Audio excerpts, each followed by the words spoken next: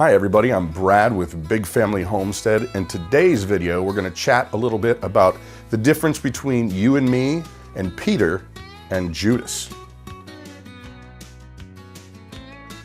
Okay everybody, I hope you're having an amazing Palm Sunday. Where we live, it is absolutely gorgeous outside, a little on the crisp side, but very, very refreshing to be without snow for a little bit, so that's really, really nice.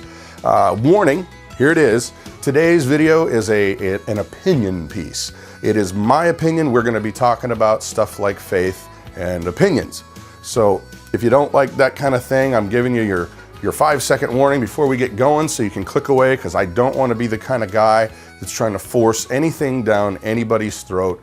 I actually heard a guy say one time that if a man can talk you into a thing, some other man can certainly talk you out. So that is not what I'm trying to do. If you're ever going to have any kind of epiphany, it's going to have to come from God, in my opinion. But there and again, there's another opinion.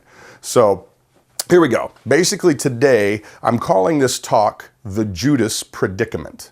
And the reason why I'm calling it the Judas Predicament is we're going to talk a little bit about the difference between you and me, our day-to-day, and Judas Iscariot in the Bible, and Peter in the Bible. Now, for those of you who do not know, Judas Iscariot he was one of the 12 disciples of Jesus, and he was on the inner circle.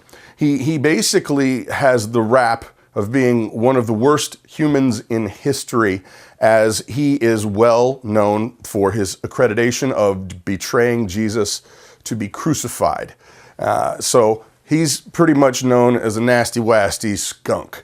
And then you've got Peter, who was also one of the 12. He was not the world's greatest orator, but he was a man's man, and he stuck with Jesus to the end, although in the very last moments, after the Garden of Gethsemane, he was told, actually before, he was told by Jesus that he was going to betray him 3 times before the rooster crows for the next day, and which he actually did do. He did do it. Now, here's the thing. What I want to get across to you today is, well, let's back up. Here's the scoop with Judas. Judas, once again, he's got the rap of being a nasty, nasty guy, and I, for one, think he actually might be maybe a little bit too maligned in history. Now, before you start throwing stuff at the computer screen, hear me out. You got to hear to the end, and then hopefully you will at least see my point. If not agree, if you disagree, please put those comments down there and tell me how you believe I'm wrong, and that's fine. We can agree to disagree.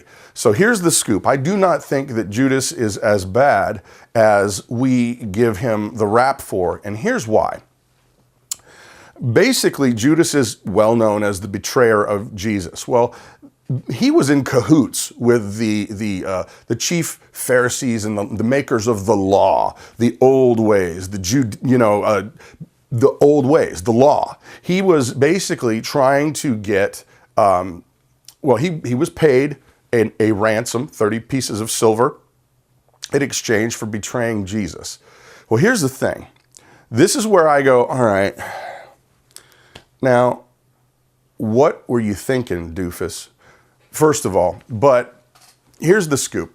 He took the money, he led them, the military and the Pharisees, to Jesus to be handed over. And basically, but after this is where I'm going with this. After that, he felt so much remorse that he instantly knew he did something mega devastating wrong. He knew, and he actually, in the Bible, it says he went back to the Pharisees, to the priests, and tried to give them the money back. He wanted to get forgiveness. He wanted to be forgiven. He felt like, oh my God, what have I done?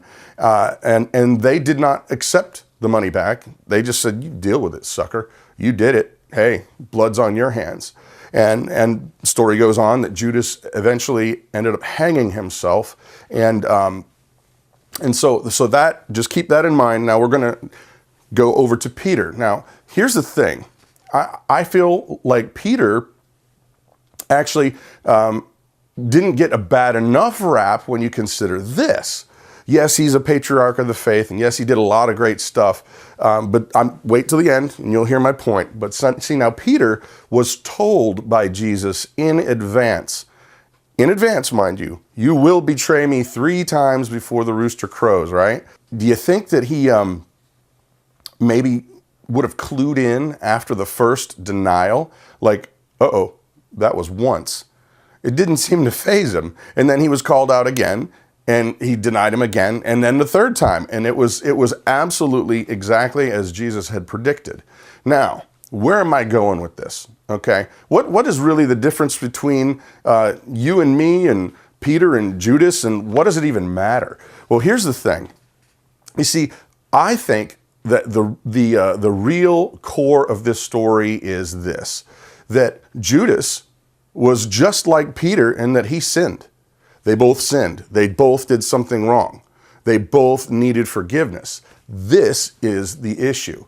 It's where they went to find forgiveness that is the big humdinger. And what I mean by that is Judas felt remorse. He went to the priests. That's where you used to go to get forgiveness. He tried to pay them back. They said no. The difference is Peter went to Jesus for forgiveness. In a spiritual sense, he did. Now here's the deal. That's it. That is it. The difference between Judas and Peter is where they went for forgiveness. Now, why is that important today? Why is that important to me? Well, there's a lot of people that just go to church, or they attend church, they sit in a pew and keep it warm week after week, or maybe even they're involved. Maybe they do stuff, or they feel like, wow, I'm doing great stuff. And so they kind of feel like that's what's going to be the old salvation part of this. And that's not it. You can do stuff all you like. The problem is you need to meet the person of Jesus and have that salvation experience. That is where forgiveness comes from. It's not from a building. It's not from sitting in a pew. It's certainly not by doing stuff. So there it is. I hope that this doesn't rattle too many cages. We are a homesteading family, and for us, faith is absolutely the pinnacle of what we do. And so if that bugs you, forgive me.